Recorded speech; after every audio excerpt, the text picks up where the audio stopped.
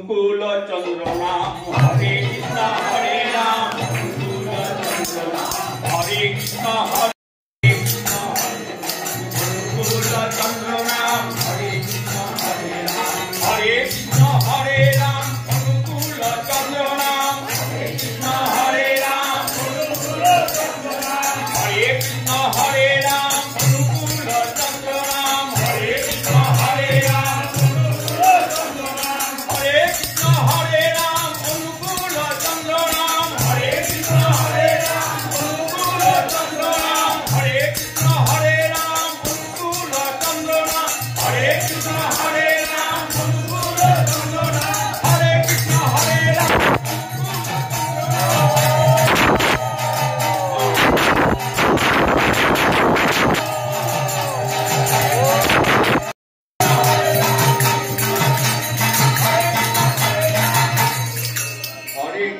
হরে রাম অনুকূল চন্দ্র নাম হরে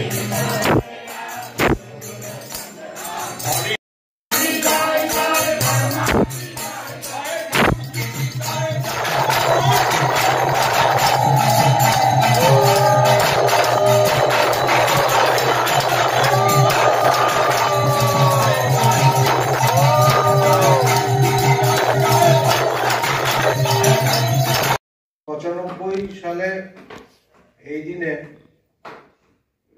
আমার বাবা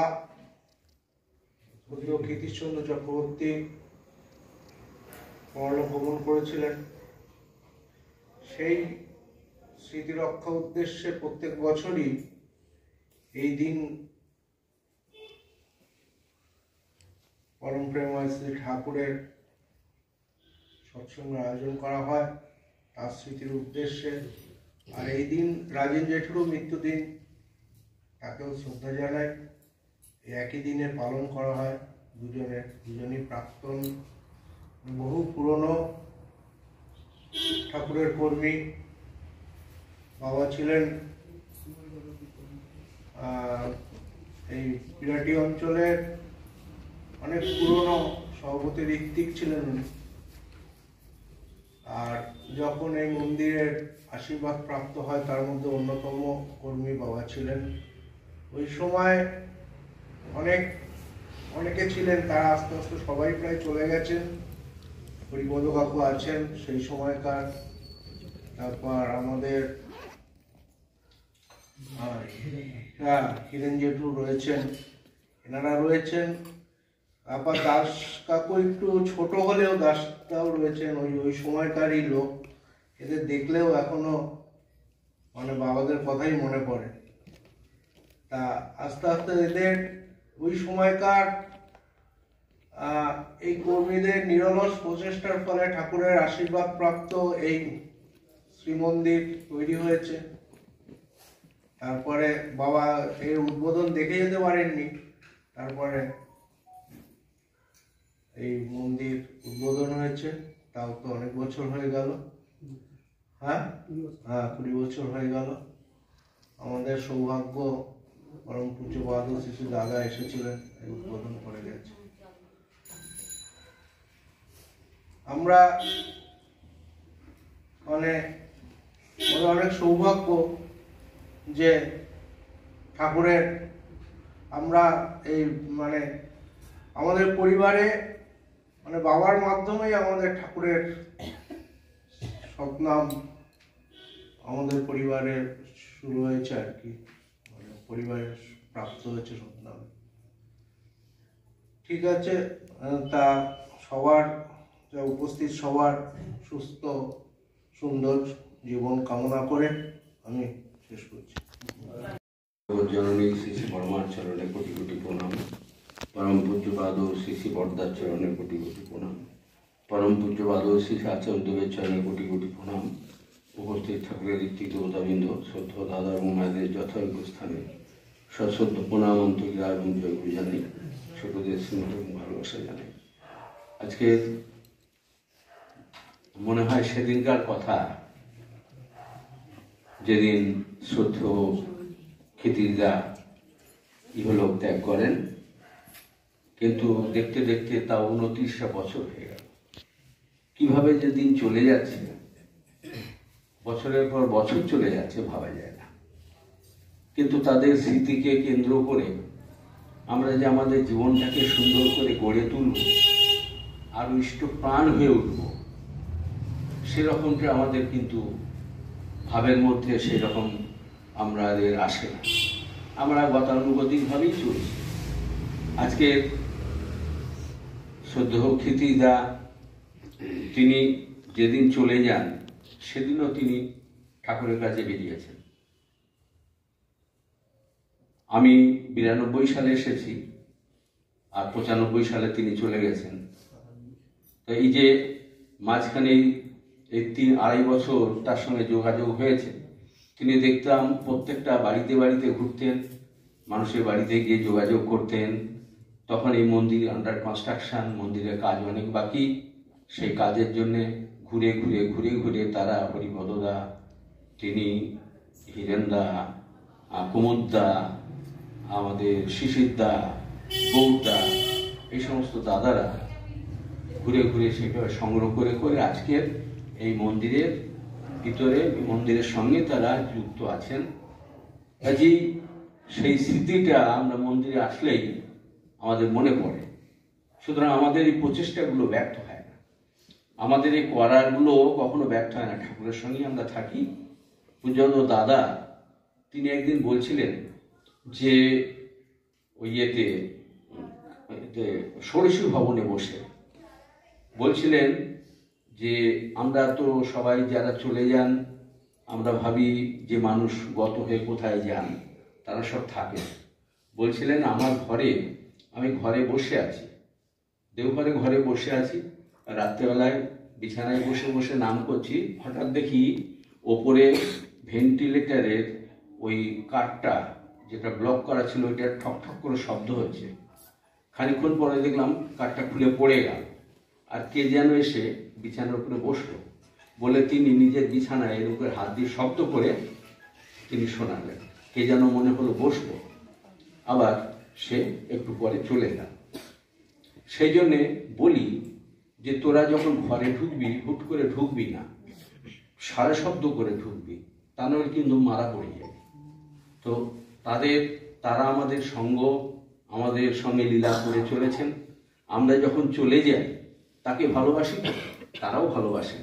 কাজে আমরা যখন চলে যাই আমরা তার সঙ্গেই দেখা হয়। আমাদের শরীরটা যায় না বটে, কিন্তু তাদের নলেজের মধ্যে আসে, তারা দেখতে পান যে অমুক চলে গেছেন, তার সঙ্গে তার কথা হয়। যতক্ষণ আবার আমরা পুনরায় সেই জন্মগ্রহণ না করি বা কোনো জায়গায় যেতে না পারি, ঠাকুরের সেই আশীর্বাদ তিনি আমাদের তার কাছেই রাখেন। এই আর একটা কথা হচ্ছে যে এত বড় একটা বিজ্ঞানী আব্দুল কালাম আজাদ, তিনি একটা কথা দেখছিলাম সেদিন, বলছেন আমাদের জন্মানোটা ভাগ্যের ব্যাপার, আর মৃত্যুটা সময়ের ব্যাপার, আর মৃত্যুর পরেও বেঁচে থাকাটা কর্মের ব্যাপার। তা আমাদের জন্মানোটা হলো ভাগ্যের ব্যাপার। আমরা জন্মাচ্ছি, জন্মাতে গিয়ে কত মানুষ জন্মাতে পারছে না, আটকেই যাচ্ছে, চলে যাচ্ছে। তারপরেও যারা ভূমিষ্ঠ হচ্ছেন তারা কিন্তু যারা পৃথিবীর বুকে আছেন বেঁচে, তারা কিন্তু ভাগ্যের ব্যাপার। আর মৃত্যুটা কেউ কখনো বলতে পারে না যে কখন মানুষ চলে যাবেন, সেটা হলো সময়ের ব্যাপার। আর মৃত্যুর পরেও যে আমরা বেঁচে থাকবো, মানুষের মনে থাকবে, সেটা হলো আমাদের কর্মের ব্যাপার। তো সুতরাং পরম দয়াল শ্রী শ্রী ঠাকুর সেই কর্মজগৎ আমাদের সামনে দিয়ে গেছেন, আর সেই কাজের সঙ্গে আমরা যুক্ত আছি। পরম পিতার চরণেই আমরা আছি, তিনিও তার চরণে আমাদের রেখেছেন। আমাদের কোনো ভয় নেই, আমাদের যাওয়া আছে, আশা আছে। যতক্ষণ আমরা থাকবো তার কাজটা সুন্দরভাবে করব, জীবনটাকে তার ভাবের মধ্যেই শেষ মুহূর্ত পর্যন্ত রেখে দেবো। এই জন্যই এত কাজ। যাই হোক, সামনে যে উৎসব 12ই জানুয়ারি, সেই উৎসবে আমরা যাতে খুব সুন্দরভাবে উৎসব সম্পন্ন করতে পারি। গতকাল আমাদের সমস্ত প্রোগ্রাম ছাপানো হয়ে সব রঞ্জিতদের কাছে চলে এসছে। আপনারা সবাই সেই প্রোগ্রাম সংগ্রহ করে দল বেঁধে মানুষের বাড়িতে বাড়িতে গিয়ে প্রত্যেককে হাত জোড় করে সেই উৎসবে আসার জন্য নিমন্ত্রণ জানাবেন। অর্থ সংগ্রহের জন্য নয়, তারা যাতে আসেন এই মহতি উৎসবে, এসে ধন্য হন। আর আমার আহ্বানে, আমার প্রার্থনায় যদি মানুষ আসেন, সেটাই হলো আমার বড় পাওনা। আর পয়সা, অর্থ ঠাকুর কিভাবে যোগান দেবেন তিনি দেবেন। এই আচার্যদের আশীর্বাদ পরমপিতার শ্রীচরণে সকলের সুস্থ স্বাস্থ্য ইষ্টসল দীর্ঘ জীবন প্রার্থনা করি। শ্রদ্ধেয় রাজেন্দা এবং শ্রদ্ধেয় পরম পূজ্য পাদ শ্রী ভূমিষ্ঠ প্রণাম। ইষ্ট পরিবারের প্রতিকে চলে আমার ভূমিষ্ঠ প্রণাম। উপস্থিত ঋত্বিক দেবতাগণ, উপস্থিত ভক্তগণ, দাদারাও, মায়েরা, যথাযথ স্থানে আমার শ্রদ্ধা, ভালোবাসা এবং শুভেচ্ছা। আজ দুজন মহান কর্মী যাদের স্মরণে এই সৎসঙ্গের আয়োজন করা হয়েছে, একজন আমাদের প্রয়াত শিক্ষিত দা আর একজন রাজেন চৌধুরী দা। তারা ঠাকুর ভক্ত প্রাণ ছিলেন, ঠাকুরের জন্য কাজ করে গেছেন। তাদের সঙ্গে যারা অ্যাসোসিয়েটেড ছিলেন, সঙ্গে যদি এই শ্রী মন্দিরকে আরও শ্রীমণ্ডিত করে তুলতে পারি এবং এখানে আমরা নিত্য যদি আমরা যাতায়াতটা আরও বেড়ে যায়, সেটা আরও ভালো হয়। আমাদের এখানকার শ্রদ্ধেয় পুরোহিত পার্থ চক্রবর্তী নিয়মিতভাবে, তো সেটা যদি আপনারা করেন তাহলে ওই বিদেহী আত্মারা আরও সুখী হবেন যে ঠাকুরের চরণে এই মানুষগুলো এসছেন। আর একটা কথা যেটা বলছি, সেটা আচার্যদেব আজকাল প্রায় বলছেন, দেখুন এখানে মায়াদের সংখ্যাধিক্য, মেজরিটি হচ্ছেন মারা। সবাই শব্দটা জানেন তো, মেজরিটি। আর সংখ্যাগুরু আর সংখ্যালঘু দাদারা, গুটি কয় মাত্র। আচার্যদেব বারবার বলছেন এই মারা বাড়ি থেকে একজন করে দাদাকে যদি আনতে পারেন তাহলে ভালো হয়। কেন দাদারা আসবেন না? তাদেরকে আপনারা হয় আপনাদের যারা স্বামী বা পুত্র কেউ একজনকে তিনি আনতে বলছেন। কারণ হচ্ছে এই মারা তো বেশিরভাগ বাড়ির মধ্যেই থাকেন, দাদারা বাইরে থাকেন। তারা যদি ঠাকুরের জন্য একটু নিবিষ্ট হন তাহলে ঠাকুরের যে বার্তা সেটা আরও ভালোভাবে বাইরে পৌঁছতে পারেন। তারা অফিসে যান, আদালতে যান, যে বাজারে যান, হাটে যান, তাদের মুখ দিয়ে ঠাকুরের কথাটা লোকে আরও ভালোভাবে জানতে পারে। আচার্যদেব এটা খুব চাইছেন যে মাদের সঙ্গে দাদারাও আসুন।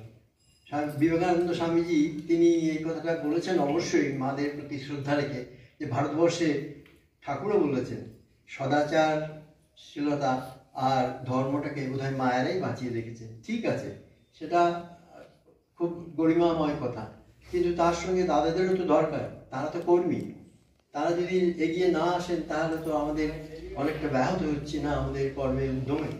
তাই আচার্যদেবের একান্ত অনুরোধ যেন আপনাদের সঙ্গে আপনাদের বাড়ির কেউ একজন মানুষ, পুরুষ মানুষ আপনাদের সঙ্গে সৎসঙ্গে নিয়মিত আসেন, তাহলে তিনি খুশি হবেন, ঠাকুরও খুশি হবেন। যাই হোক, সামনে উৎসব, সবাই আমরা সেই উৎসবে যোগদান করে এই উৎসবকে আরো সুন্দর করে তুলব। আচার্যদেব আশীর্বাদ করেছেন উৎসবকে সুন্দর করতে, বড় করতে। আমরা সকলে সেই চেষ্টা করি। বন্দে পুরুষোত্তমম, বন্দে পুরুষোত্তমম। परम प्रेममय श्री ठाकुर कुलचंद्र जी की, परम प्रेममय श्री ठाकुर कुलचंद्र जी की, परम प्रेममय श्री ठाकुर कुलचंद्र।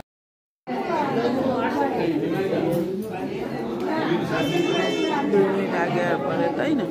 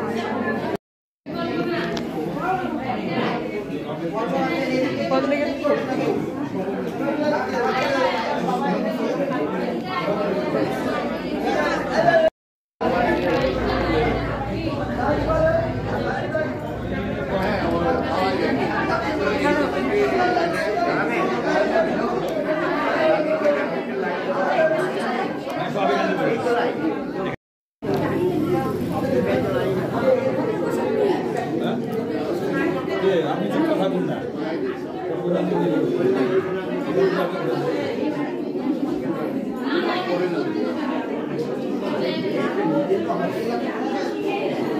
এদিক দিয়ে আসবে প্রসাদ নিয়ে এদিক দিয়ে বেরোবেন সব এক এক করে। তার বলুন একজন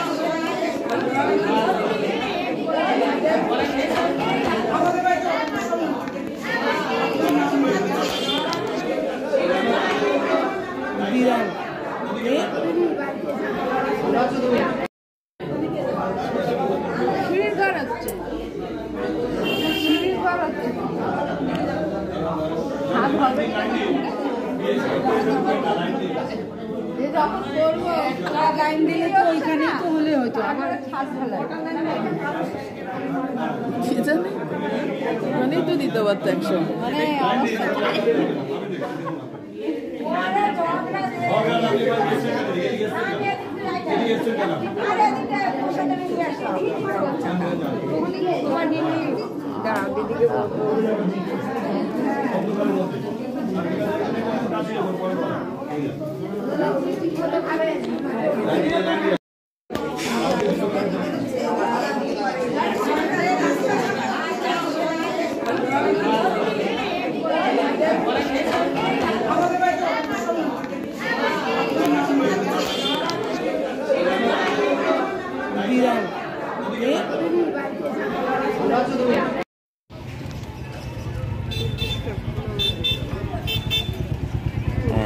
চারশো 24 টাকা 2 টাকা 4 টাকা দিয়ে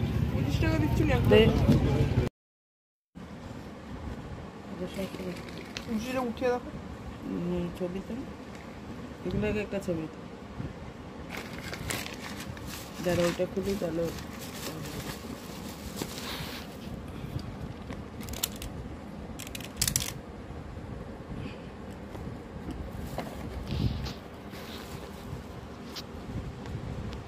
ছানা জিলাপি আবার আমিত্তি